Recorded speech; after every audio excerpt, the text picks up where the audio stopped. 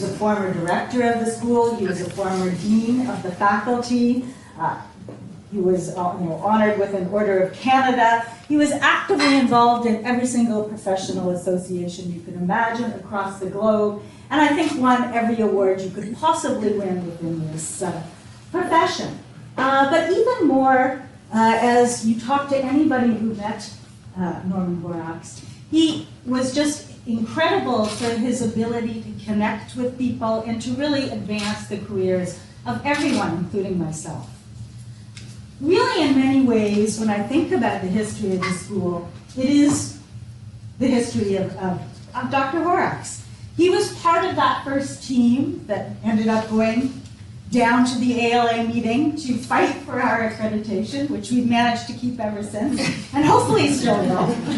I go next week for our most current meeting, and I will, if in doubt, I will channel the ghost of Norman Horrocks. But if we look, but beyond that, he was always the strongest advocate for the school and for this profession.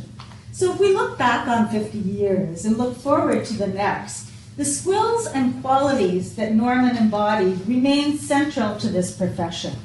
He was, and anyone who knew him would say this, he was absolutely a social networker before there were social networks, which is saying quite a lot. He always found a way to connect people and information and connect people to people. So, my original career was in Ontario and in Toronto, and, people I knew there would meet him once and he would make connections and really just forward people's careers in that way. He was an incredible builder of community, and he was famous for things like his Friday fireside chats, which I think we should bring back, actually. And it was funny because I was talking to one graduate of the alumni of the program, just about making sure students felt engaged. And their comment was something like, engaged? You mean it was optional to attend these things? So, of course, Norman always made it seem like this was just such an incredible part of this field and this program. So we wish to continue his leadership and advocacy for the field. And so the Horrocks Fund supports this lecture every year where we get to bring great professionals from across the country here to hear their thoughts on our profession, on leadership and where things are going. And we also use the money to fund a scholarship. So what we're going to do today is kind of bring everything together. So we're going to have the lecture first, and then we will have the award ceremony to honor this year's recipient of the Horrocks Leadership Award. And so to introduce our guest, I would like to call on Dr. Zenster.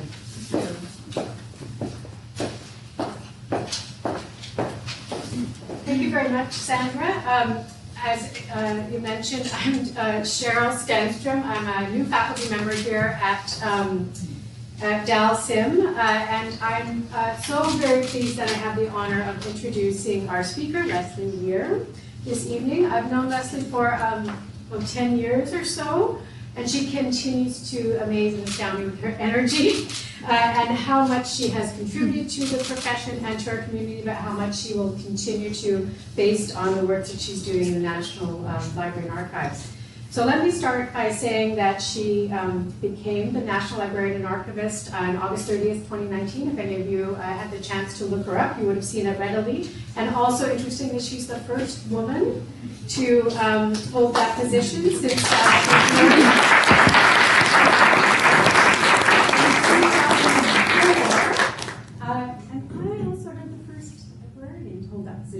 since it was merged in 2004. So prior to that, she was the University Librarian in Ottawa, the University of Ottawa, for 15 years. And during that time, the library budget more than doubled. She oversaw multiple building renovations, if I'm not mistaken, of every single branch of the library on campus.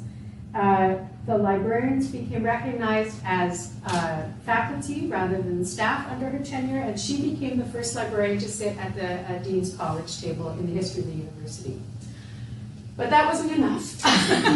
During that time, she also served on, now bear with me here, a number of roles in the community. So she was a member of the boards of the CRKN, Canadian Research Knowledge Network, and the Centre for Research Libraries. She was one of the founders of the Scholars Quarter and continued to serve on that board for a number of years. She was the chair of the Ontario Council of University Libraries. She served a term as president of Canadiana.org. She served a term as president of CARL, the Canadian Association of Research Libraries. She served a term as the president of the Ontario Library Association. And those are just the ones that I know about.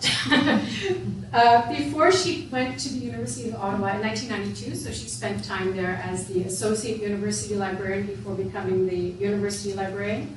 She had time to work in a public library, very active, busy public library. She worked in government at StatsCan, and she did some time at the National Library prior to coming back as the National Librarian. She was worked in several positions up to manager of user support. As you can imagine, all of this work didn't go unrecognized. She received numerous awards in this time, including the Canadian Library Association Ken Haycock Award for promoting librarianship, the CRKN Ron MacDonald Distinguished Service Award, the Ontario Council of University Libraries Lifetime Achievement Award, and then in 2018, the Canadian Association of Research Libraries Award for Distinguished Service to Research Librarianship. If you talk to her colleagues and ask about her, they would say that she is things like trustworthy, she's intellectual, she's empathetic, she's strategic, she's been called a visionary many, many times. Learn a little bit about her personal life as well, outside librarianship. I would add she's resourceful, she's tenacious, and she is strong. She's a really tough cookie, and we're glad to have her in our profession. So, under her leadership, the Library and Archives Canada will see the construction of 2 new major buildings already underway, a service transformation that will emphasize accessibility of collections that is suitable to the 21st century. And I know I'm looking forward to hearing more about that in her talk. So we want to see where she's going to take that institution. And please join me then in welcoming Leslie Weir.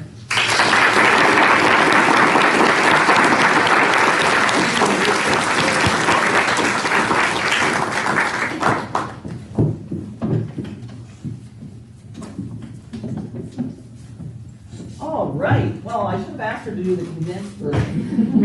It almost feels like, you know, we're at a memorial service. And you may think, my goodness, when did she start her career? We won't worry about the details around that. But I would like to say good afternoon to everyone. Bonjour à tous. And I would like to echo acknowledging that we are gathered on in the Mi'kmaq ancestral and unceded territory of the Mi'kmaq people, and we are all treaty people. So, je vous remercie de l'invitation. Je suis ravie d'être ici avec vous aujourd'hui dans cette belle ville. And what a gorgeous city it is. I hadn't been here for 3 or 4 years, and maybe it must be 5 years because I hadn't seen the new public library. But I have been enjoying my time here.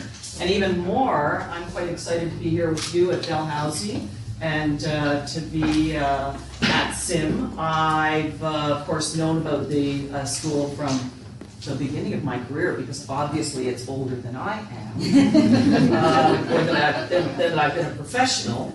But this is my first visit, so it's an important moment. And I will say, having left the University of Ottawa, I actually left on August 31st, one day after I went to Libraries and Archives Canada. I'm really happy to be back in the university environment, and I feel quite at home here. And I just want to highlight what a special occasion it is.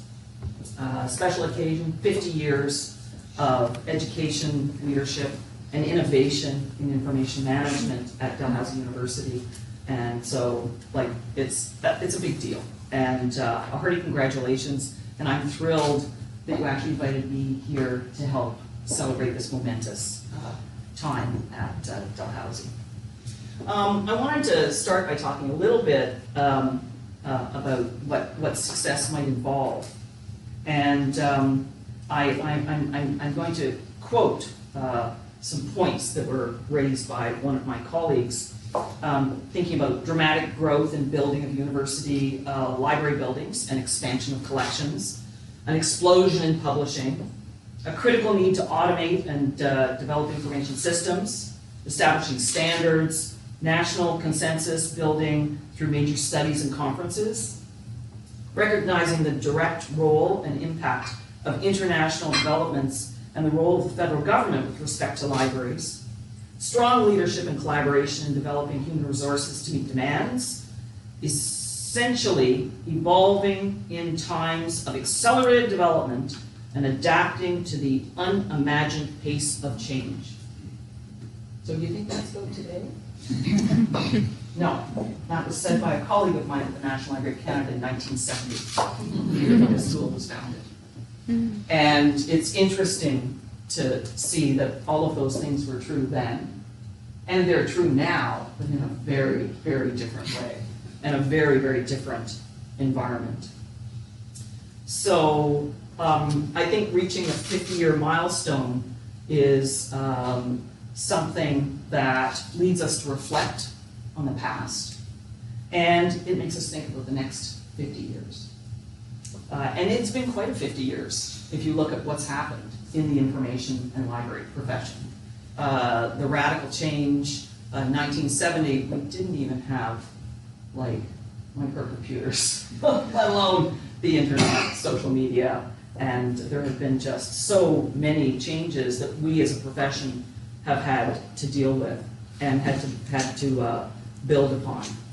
And I just wanted to make a comment about Dr. Norman Horrocks and the fact that for me, he personified what we know and love and appreciate about libraries. I first met him when I was a new graduate from McGill. I had moved from Montreal to Ottawa, and I hung out with the cool kids, so with the Dal grads. And so they were people who worked at the National Library. I was working at Statistics Canada at the time, and I had a colleague at Statistics Canada who introduced me to the Dal grads. And I still remember the very first time that Norman Horrocks was coming through town, because of course he would hit, I think, almost every location across the country annually where Dal grads were working. And they would always gather. So there would be a gathering of the Dal grads to sit down with Norman, have a beer, talk about how their careers were going. And so I was introduced early in my career. And I would say that he was something of a mentor to me, being the networker of networkers. My goodness, that man didn't need social media. I mean, he had many different networks, and he brought those networks together and created synergies in the profession. And certainly he has had a major impact on my career, and I think many, many librarians and information professionals in Canada. And I was mentioning to his daughters that I was thrilled to have an opportunity as the University Librarian at the University of Ottawa to actually host a reception to recognize him receiving the Order of Canada. And it was a wonderful moment for all of us in the profession to see that well-deserved recognition.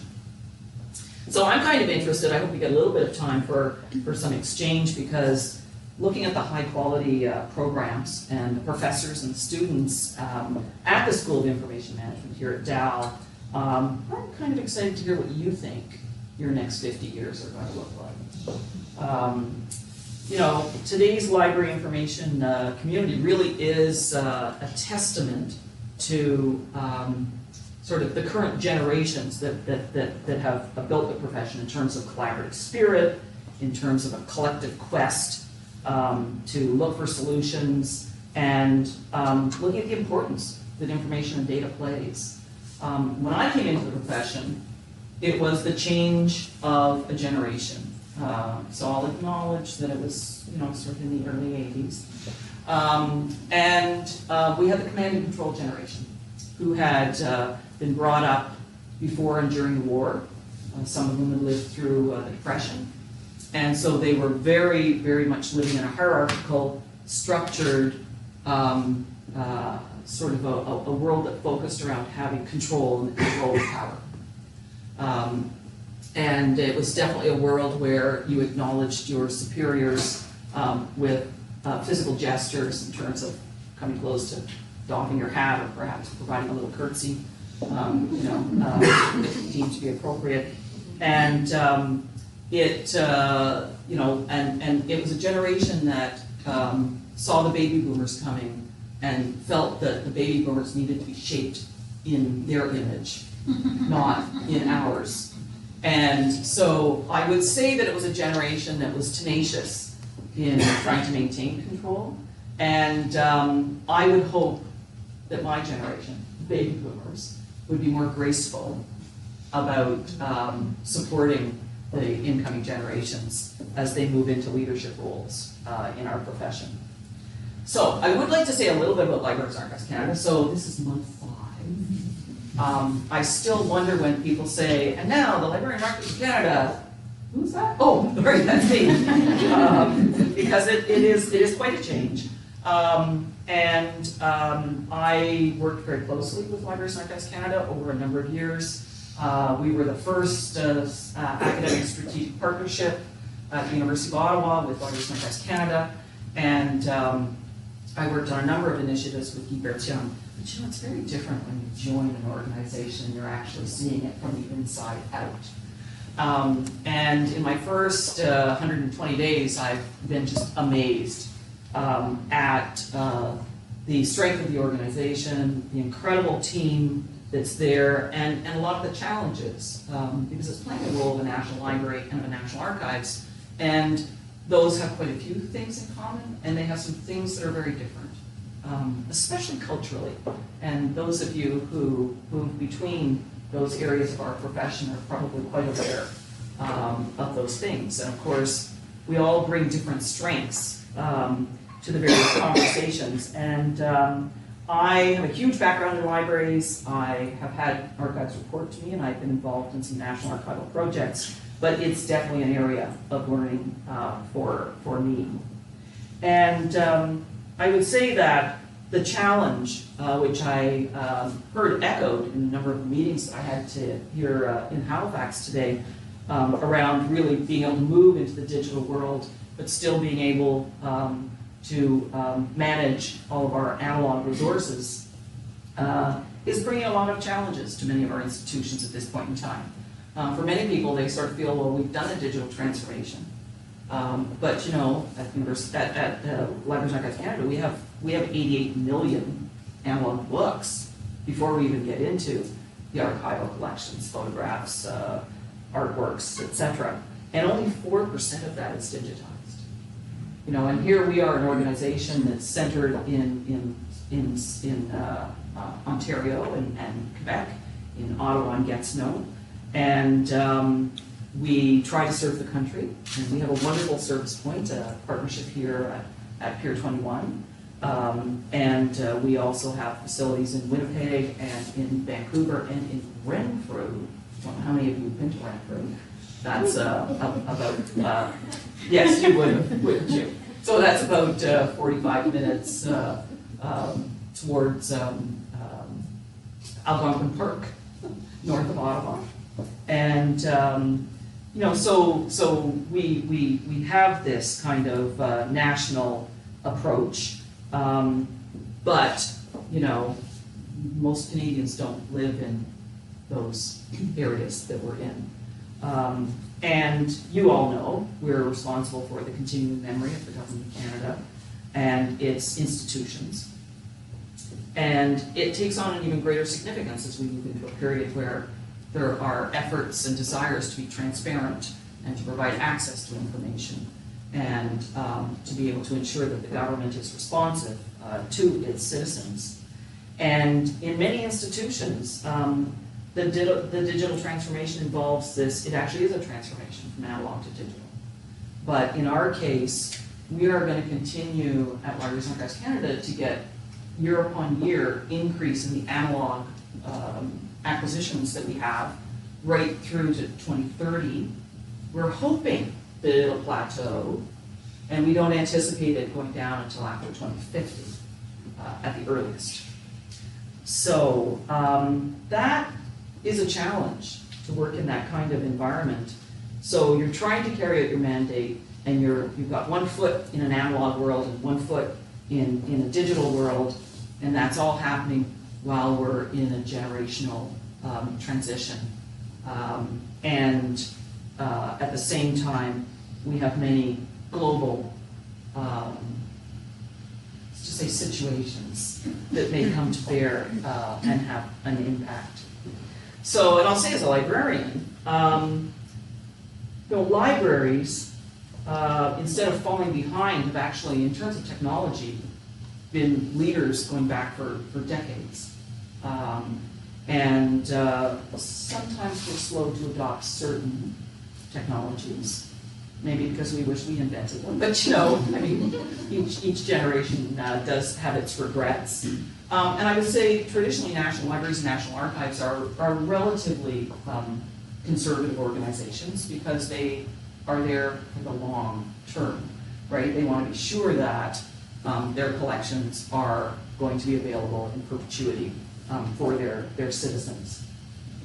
And right now, I think we are seeing a shift where we have some national libraries that are actually becoming destinations where people would like to go and visit. And of course, many of you will have seen the article in the New York Times looking at libraries as tourist destinations, highlighting a number of different libraries around the world, and highlighting ones from Canada as well. So for me, I've been starting to develop what sort of my vision as the Librarian Archivist of Canada is, and I've been very focused internally, so you probably haven't heard very much about me over the last 4 months, because when you join a new organization, you need to understand the organization, and you need to support them through the transition. Many of you are aware that Libraries and Archives Canada went through a very difficult transition a number of years ago, and I think my predecessor, Weir, who gave last year's Dalhousie-Horrocks lecture, and was thrilled to do so. I've spoken about that. He came in and really had to rebuild a very, very damaged organization. And I would say Libraries and Archives Canada is actually in very, very good shape at this point in time, and is completely engaged with its communities, libraries and archives across Canada and internationally, and as well with the heritage community, because of course we're part of the heritage portfolio. And we've really created a lot of movement towards consulting with our users, which was not a hallmark necessarily of national organizations, because they tend to focus on their collections and that perpetuity that's needed more so. And so Guy Berthiaume actually, in his last year, created a youth advisory committee. And that was quite an interesting move forward, because that was not a demographic that LAC traditionally focused on. I mean, you're probably aware, there are a lot of historians, a lot of genealogists, a lot of authors, researchers, public, private, federal, but not that many average citizens. And so we, Libraries and Archives Canada, created a youth advisory council, and it's now become a standard part of the advisory framework for Libraries and Archives Canada. So we have 20 youth between the ages of 18 and 25 who meet monthly. That's the only thing that's like our other advisory committees. They don't believe in PowerPoint, they don't use email. They're much more interested in engaging and debating and discussing what a national library and a national archives could and should look like for their generation. And so one of the areas that I said I'd like to focus on, and I'm sure it's something that universities share, is to look at youth. And I always have to say, so I'm going to define what youth is, and I just want you knowing, it has nothing to do with my age. We won't go there in terms of detail, but it has nothing to do with my age. But I define youth as under 40. Now, why do I define youth as youth? Who can tell me why I say that? Right? Somebody must know why I say under 40. Did you have a house full of them? Don't be talking about my kids. Doris. All right, I have 4 kids, so I will. That's close because I do have children that fall into this demographic. So digital porn, that's what it is. It's because they're digital porn. And so their expectations, the way they want to interact, the way they want to engage with people, with information, with data, may be very different than other generations. Interestingly enough, there was a recent Pew study that showed that perhaps the stereotypes we have of millennials and Generation X are maybe not quite accurate. And maybe one should look at empirical research to really understand the kind of world that we're moving into, because by 2030, a lot of the people in key positions in society will be millennials. So, let's do a little intelligence work and figure out what we're dealing with here. Okay. So, millennials are actually a generation that needs more than their parents. Is that what you would assume? Well, the millennials probably did, but the others did not. And millennials are the generation in the history of the world that visit libraries the most. Okay? So those stories in the 1990s and early 2000s, oh, libraries are going to close, nobody's going to want them, they're useless, we don't need them, everything will be on the web. They forgot about what human nature is like. First of all, people like to gather, they like to be in community, and they like to work with organizations that are community sensitive, or in public libraries, community led. And I think that that is one of the factors that has brought millennials to be such huge supporters of libraries. And that is a demographic that Libraries and Archives Canada doesn't actually engage with that much.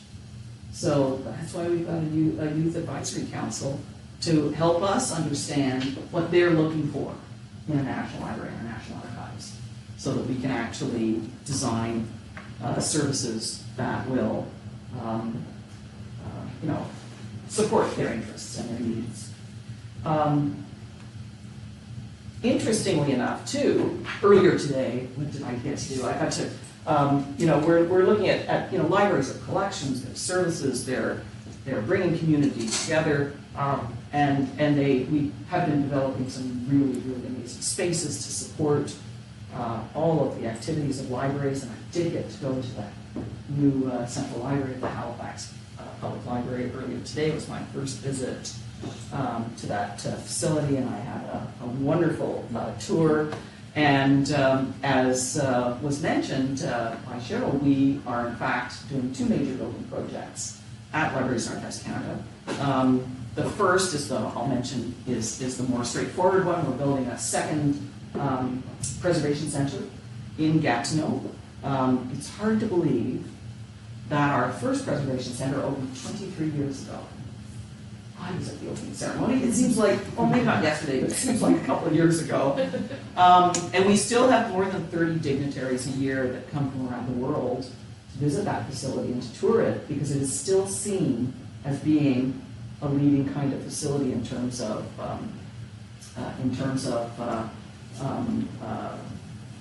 preservation of archival and library collections. And so we're building a second preservation center, which is currently the largest public building project in Canada. So it's $330 million. We've broken ground, and we are going to be opening that facility in 2022. But the more exciting project in terms of sort of the library world and Libraries and Archives Canada and its approach to its users and to service is that, I'm sure you're all aware, we're doing a joint project with the Ottawa Public Library. And in fact, the reveal of the design is happening 2 weeks Thursday. Is that when it is? No, it's the 23rd of January. we're going to do a big reveal. And so this is a collaboration of the City of Ottawa with the Ottawa Public Library and with Libraries and Archives Canada. And a lot of people wonder, so I should tell you that we have an iconic building in Ottawa, 395 Wellington, which opened 3 years before the Dow School opened. It was a gift to Canada, to Canadians for our 100th anniversary. So just 3 years before, and the building has served us very well. It's a heritage building. It's an iconic building, but in fact, it no longer is part of the real property portfolio of Libraries and Archives Canada. Guy Bertium's predecessor decided that we would be going completely digital, and so the building fell under the responsibility of Public Services and Procurement Canada, PSPC, which we used to call Public Works. So, Guy Bertium tried to get the building back under the control of Libraries and Archives Canada without success. And then he thought, okay, how do we go about getting a new building?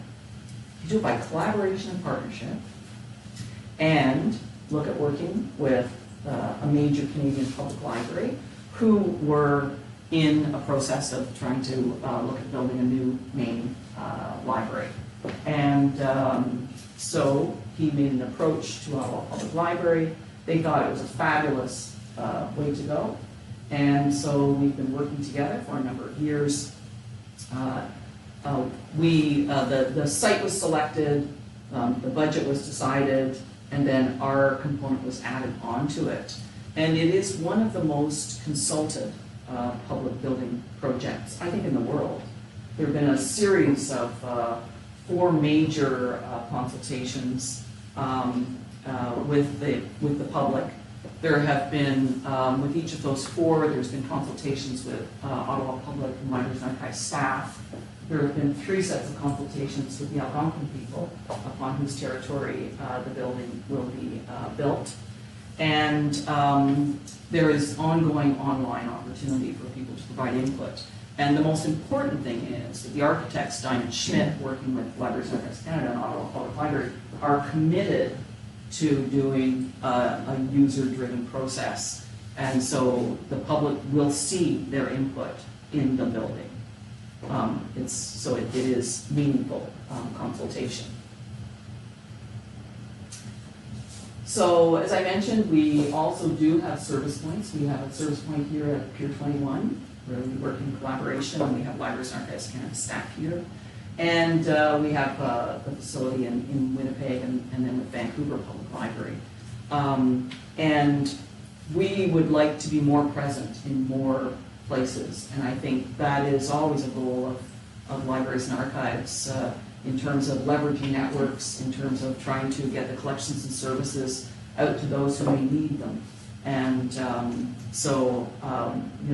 we're going to look at how we can work with our academic partners and with our public library partners and our school library partners and archives in the provinces and regions to look at how we can help make that happen. I think it's important that we realize, especially in these times, and all of you that are students at Dow, I'm sure are very aware of the fact that it's very important that all citizens have abilities in critical thinking, that they are able to engage in civil discourse and debate, and those may be things that are perhaps under a certain amount of risk in today's environment. And these are questions and debates that I think are often held in our schools, information schools and information management schools, because as we go out as professionals, we are the underpinning of democracy. And if we are not going to be championing democracy, then it may be at risk. And Libraries and Archives Canada, needs to be an active partner in that. And so definitely, I think our documentary heritage, our history, is a cornerstone in terms of democracy. And I think people forget sometimes that it really does support the economic, social, legal, cultural domains. I know Libraries and Archives Canada has just been involved in a study that was done looking at the value of lands. And it was actually not looking at the financial, just the financial value. It was looking at the actual health of citizens, where they have opportunities to be able to engage with galleries, libraries, archives, and museums. And that is, I think, about to be released through the GLAM initiative and the Ottawa Declaration that Libraries and Archives Canada has been partnering with the other parts of our community. So at LAC, one of our challenges is really looking at how we can optimize the digital. And as we look at moving into, for those of you especially who are interested in records management and information management, the ingest of digital records is very complex. We in archival institutions are only starting to experience digital transfers in terms of our agreements with the organizations that we preserve the records for. And so it is quite a challenge. We're doing a pilot right now with 5 government departments to look at digital ingest, working with, well, I'm sure you're familiar that the government, there's something called GC Docs that is an underpinning for being able to do record transfer. And the thing is, you need to be able to do it at scale.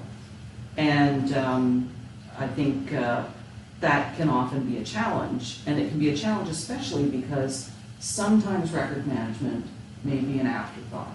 We all know it should be considered at the beginning of a process and should be integrated in, and that professionals should be recognized for the expertise they have and the way that they can help their institutions be efficient and do things in a way that will serve the organization, but also will be able to preserve the record. And that's not always completely straightforward. And I know in the government we're really looking at whether we can replicate some of the collaborations that are done in the public and even private sectors, because government departments have traditionally liked to work fairly in silos. But the government over the years has created things like shared services where they want to really take a matrix approach to key support. And so we're certainly at Libraries and Archives Canada very involved with that approach.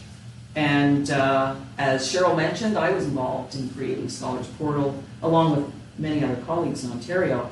And that was a case where the 21 universities in Ontario went, we're so much more powerful as a group than we are as individual institutions. And if we have students and faculty that are moving around from university to university as they do undergrad, master's, PhD, move into being faculty, wouldn't it be great if they didn't have to start over at each institution they go to and learn a whole new infrastructure and a whole new approach and maybe a different cultural take on the way information is managed and provided, given access to the people. So, that was a case way back, started in 2002, so it's something that's been around for, a few years, it'll be 20. I think it really had an impact in terms of libraries moving into much more collaboration. And we saw at the beginning in the 90s of consortia and working in the strength, power of the collective. And I would suggest going forward that that's going to be a major trend that will serve us well, having that level. So, as I mentioned, we actually, interestingly enough, we have disposition agreements with 176 organizations. So we're in the archives for 176 government organizations. That is a challenge because of the volume. And we work a lot with partners inside the government too, because Treasury Board, the Treasury Board of Canada Secretariat is of course responsible for the policy and the standards, and then we help them implement and execute those. We work very closely a number of government initiatives in terms of renewal of information management common core, which is called IMCC, looking at metadata requirements, systems rules, file classification for government records. And people who are studying at our information management school across the country are going to be underpinning, going forward, looking at just how we do manage the records that are, increasing radically in terms of their size and scale. One of the other challenges is that these documents really have a longer life cycle than their supporting technologies, so I'm sure you're all quite aware of that. That can be a problem because they can be vulnerable to corruption and loss. And we're the ones who are going to be working with IT and with other stakeholders to try to ensure that in fact that doesn't happen. And the Government of Canada has a digital preservation working group that is looking at how we can deal with facilitating these long-term solutions and retention of digital assets. Over the summer, I had an opportunity before I became Librarian Architect of Canada to work with Mona Nimmer, the Chief Science Advisor to the Prime Minister. And the federal government is in the process of looking at addressing the question of open science. And so we were working on, I was chairing a committee that was advising the Chief Science Advisor on the way the government might wish to approach the question of open science. And, we know technology has brought a lot of changes to our environments. At the same time, different kinds of data and information are seen to be more important and perhaps carry more weight than they have in the past and be more important to be properly stewarded. And we look at things like research data and looking at if you want to be able to replicate the discoveries that are announced in published world, you need to actually be able to access the data. And so we need to look at what role we might play in relation to research data management. And much of this research is, of course, publicly funded. There are all questions around in open science, both with the open access to the publications and then how you manage the research data.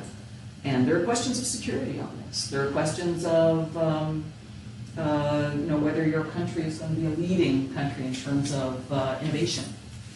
And they're quite important issues in terms of the future of Canada, depending on how we approach these questions. And I don't know if you're all aware as well, but access to information, privacy, of course, are very, very important these days. And the federal government is going to be doing a review of both the Act on Privacy and ATIP, the Access to Information, in 2021. And so the Privacy Act dates from 1984. Can I just say, do you think anything's the same? Well, except me. I can't say if I wasn't 1984, but that is going to be may have a huge impact on our profession because we're very much involved in enabling access to information and then ensuring that people's privacy is protected. And so I think there's a substantial onus on us going forward as we look at the next 50 years to ensure that Canadians are protected in that area. And of course, the other challenge that we have as well is that we are seeing misinformation, we're seeing what we call deep fakes, and what role do we play in ensuring not only that we have critical thinkers and that we have people that are going to be able to engage in civil discourse and debate, but at the same time they actually know that they have valid information that they're dealing with. It's a question, I think, for our profession that we have to look at how we can support our citizens of Canada going forward to be able to function in this kind of an information world that we're moving into. One of the things we do is in terms of collaborating internationally on that. And Libraries and Archives Canada is very much engaged on the international stage in both the library and archival worlds, trying to look at taking a global approach to some of these questions. Because, you know, we are living in a global world, and we really do need to have that kind of cooperation going around the world to support us. So, and sometimes I think perhaps in the past, LAC wasn't always seen to be a good listener. So I think that's another really key thing in our profession, is that you need to know when to listen and know when to talk, or when to take the lead. And I mentioned our Youth Advisory Council. We also have a Services Consultation Committee. We have an LAC Advisory Committee. And we have an Indigenous Advisory Circle that works very closely with us on much of the work we do at LAC, and also takes a lead in relation to the projects that relate directly to the protection of Indigenous languages, and looking at digitizing collections in support of the documentary heritage, the Indigenous documentary heritage. We also have a stakeholders forum, which will be meeting next in Toronto at Super Conference, and there are the various professional associations in Canada are represented at that forum, and really help us work in terms of, you know, establishing operational policies, strategic direction, to exchange information, test ideas, and to identify opportunities to collaborate in areas of mutual interest. So I am launching a visioning exercise at Libraries and Archives Canada. Libraries and Archives Canada has a very robust planning cycle, but it follows the government approach, which is looking at 3-year plans. And I mentioned that we're building this new joint facility with the Ottawa Public Library. We're going to move in 2024, and then we're going to do a public launch in 2025. Oh, that's more than 3 years away. So is our current 3-year plan looking at the context of 2025, or is it looking at the context of, you know, 3 years from now? And so we are going to be consulting with all of our advisory groups and trying to engage in other ways with Canadians to look at a vision going forward to 2030 for Libraries and Archives Canada. Looking at what we want to be in 2030, and that will help us give a framework for our 3-year agreements to be able to move forward in a context where we know what it is we're trying to achieve. And at the same time, we are really keen to raise our profile with Canadians, because how many people do I meet who say, "Oh, you're the new Librarian in Archives of Canada. So all the libraries and archives in the country report to you?" No, we actually have, you know, an institution called Libraries and Archives Canada, which is your national library and national archives, and you know, we'd like it to be much more a familiar thing for people. I'm looking for that, you know, like T-shirt that says 3 words, and you go LAC, right? And I don't mean it says LAC. I mean it says, you know, I don't know what it says. We haven't figured that out, but we're going to be consulting broadly and trying to look at what, in fact, will resonate with Canadians, and then and that is somewhat aspirational for where we want to go, and then we'll work on developing the mission and mandate that will help us achieve that. So I think we're hoping that we'll kind of be lined up for a late 2020, early 21 announcement on that. And that will help us in terms of our service transformation that Cheryl was also mentioning. So at Libraries and Archives Canada, we have 30,000 visitors in person a year. We have many more virtual visits, but we have 30,000 in-person visits for service, and we have about 7,000 visits to events.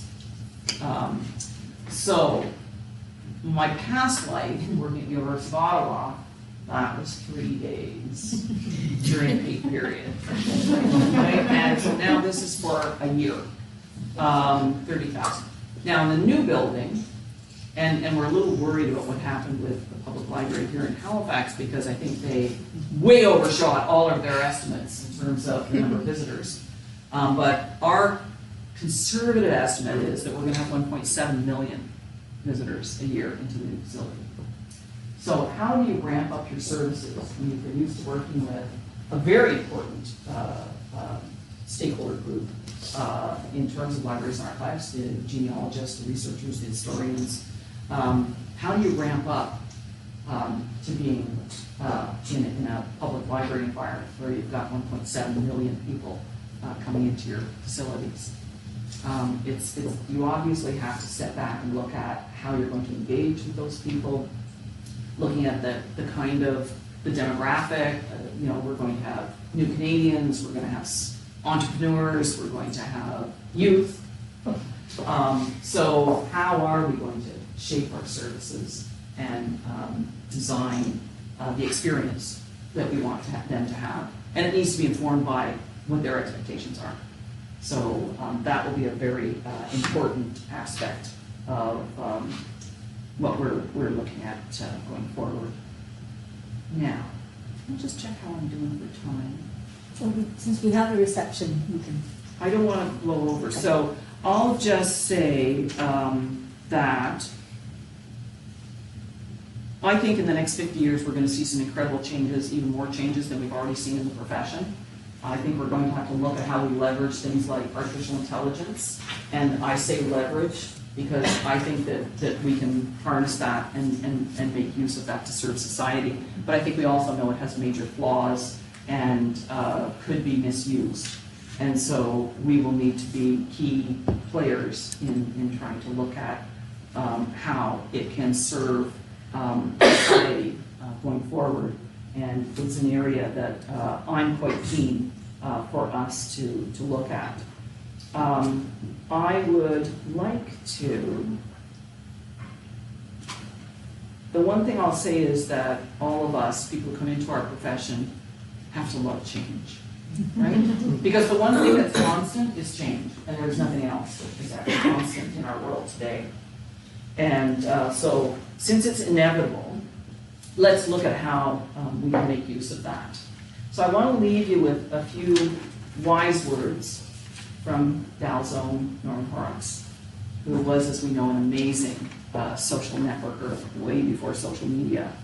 So back in 1982, he said something that is just so still relevant. He said, "The great challenge to the profession now is the opportunity to make available knowledge and to take all that knowledge and link it to the people." And it is as true today as it was when he said that. So your options are endless in this profession. They really are. There are no boundaries to what you can do and what role you can play in society. And I hope my talk has given you some interesting insight and encouragement in your future endeavors. And I would like to suggest, I think there's an extremely fruitful next 50 years coming, and hopefully you'll continue as a school to be as innovative and demonstrate the leadership that you have to date. And I just want to take 90 seconds to, oh, that's not right, I would go.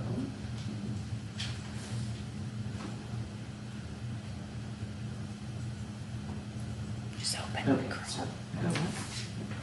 Oh, I can go down. There. Just start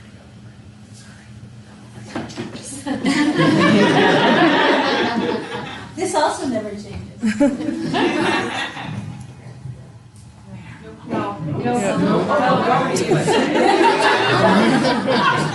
Alrighty. Yes, I should let you. I should let you. Did I tell you my background was a systems librarian? Oh my God, too many years in leadership. It just, Oh, there it is. there.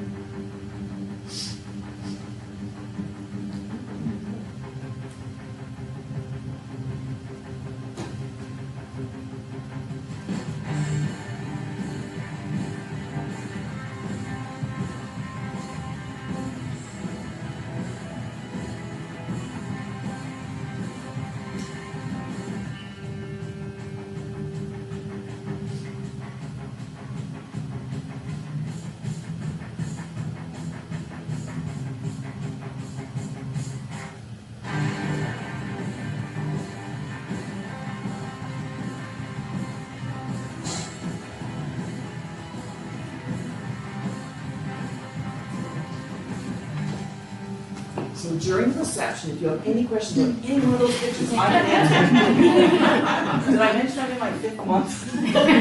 So thank you very much. I look forward to spending more time with you later this Are you evening. willing to take some questions? Oh, of course I'd like to question.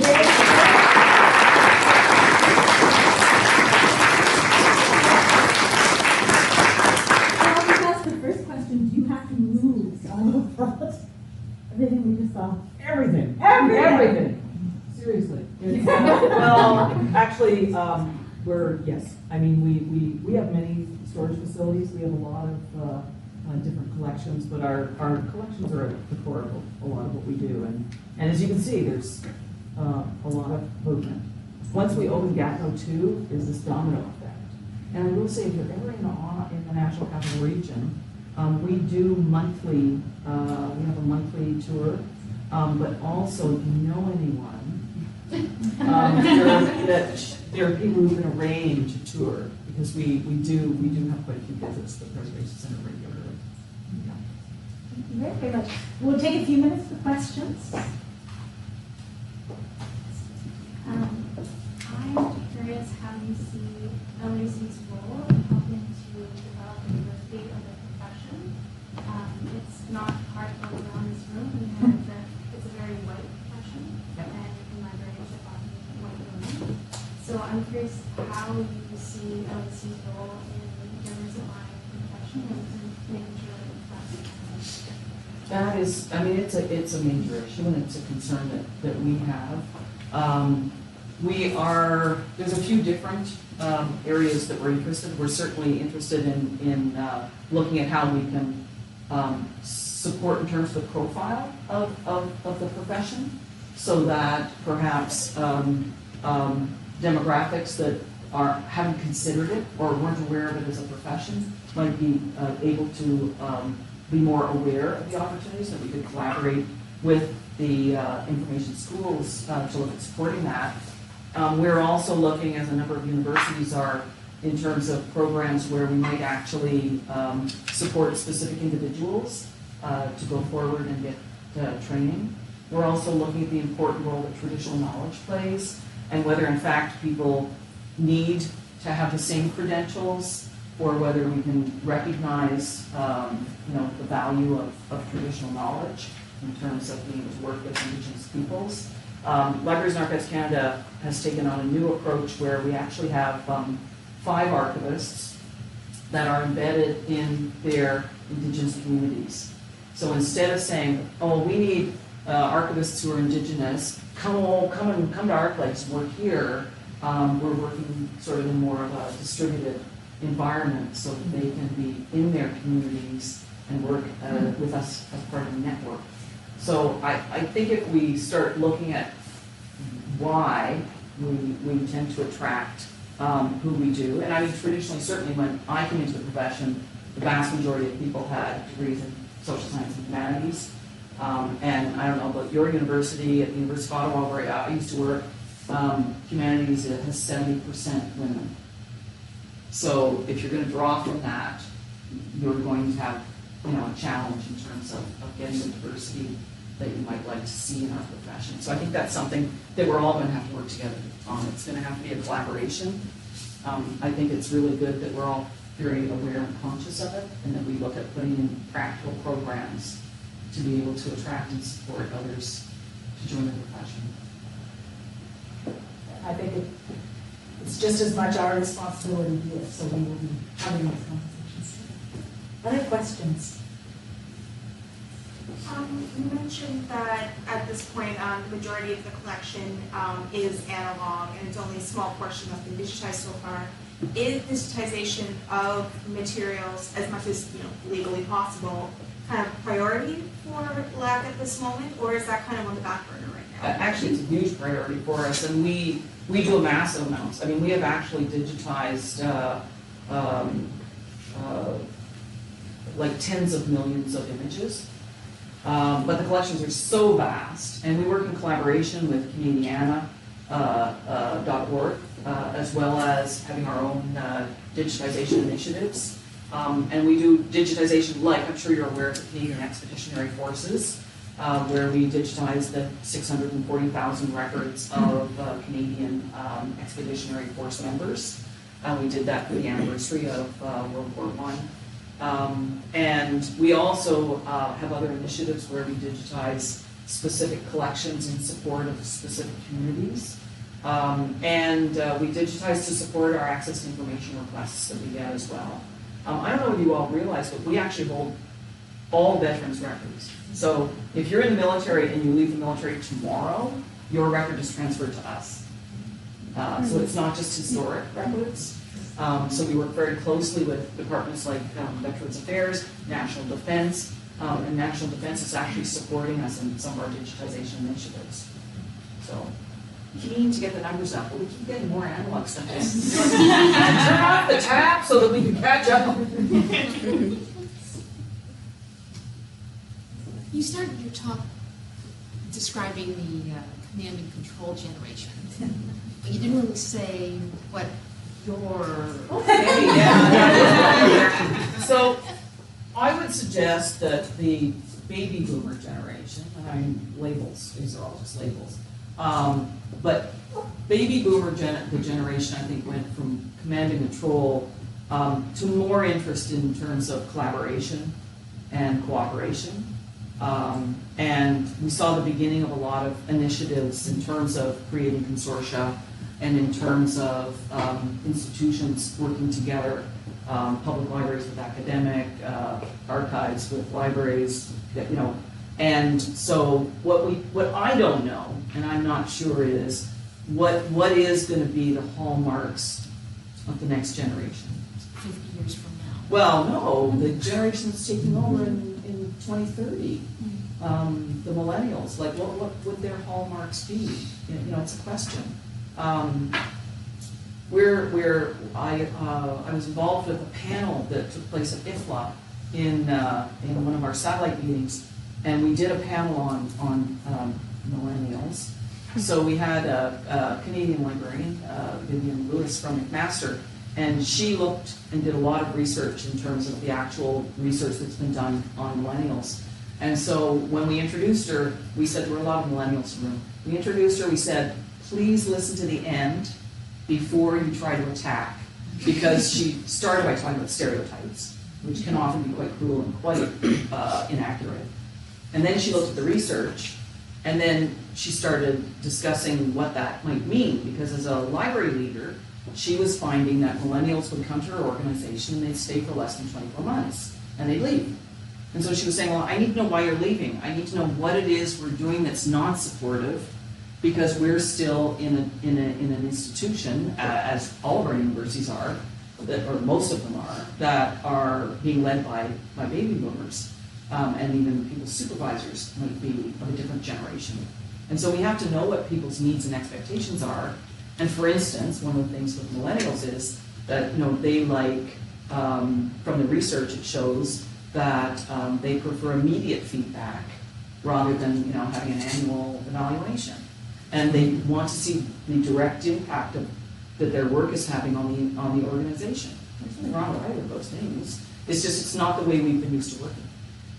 So we need to listen to people, and we need to understand the different needs that different generations have. And actually, the generation that came in the 80s and went through the 90s, the 90s was a very difficult time. There were a lot of budget cuts. It was very hard for new graduates to get jobs. People had to pay their dues. They had to put in their time. You know, you might be ready to take on management or supervision. There was no room for you, so you didn't get to do it. And now maybe those people are saying, well, you haven't put your time in. You haven't paid your dues. You're not just gonna, come on. So, you know, I think the world has changed, and it's all about relationships with humans. And in human relationships, you have to listen to each other, and you have to take away some of your preconceived ideas and really listen, like deep listening to people, so that you're actually hearing what they're saying and you're thinking about their perspective, not just how you perceive things. One more question? Is there any sort of advice you would give to some aspiring archivists, librarians, and information managers? of the times, I mean, I have 4 children. My children are between the ages of 21 and 40. Excuse me. Yeah. And so I've seen challenges. I mean, it is a very different world today, and it can be quite difficult.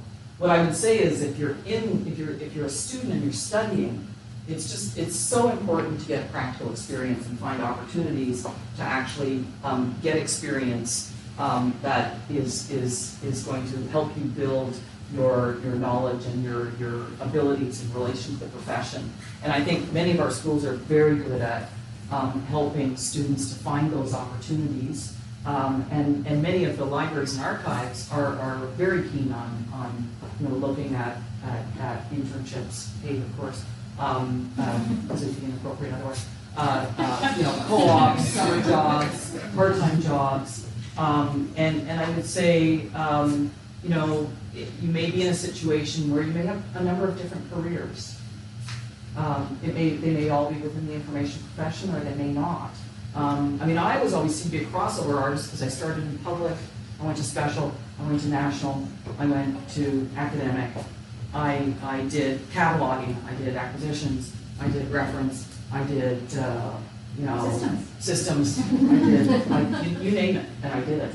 Whereas most of the people in my cohort went into one area and did their whole career in that. I think it's great to be a crossover artist and get different kinds of experience, and then be able to leverage those in different kinds of situations. And I think most people today have to do that, whether they want to or not. But I don't know that it's a bad thing, because I think it's really good to be quite well-rounded and have different experiences, and also discover what parts of the profession you really enjoy and find fulfilling. I mean, the most important thing is to have fun with what you do. We spend a lot of time at work, and I think it has to be fulfilling, because if it's not, then find something else to do. And didn't CBC just they just did an article suggesting that for most people, their second career is their most satisfying. I would have to say, I think I've had half a dozen careers all in the library and information world, and they've all been very satisfying.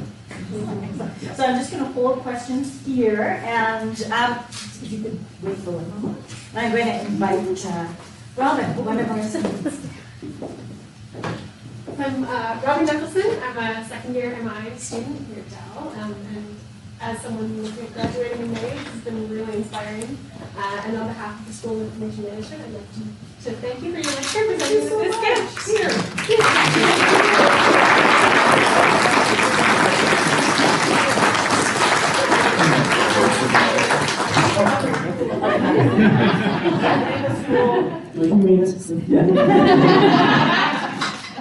We all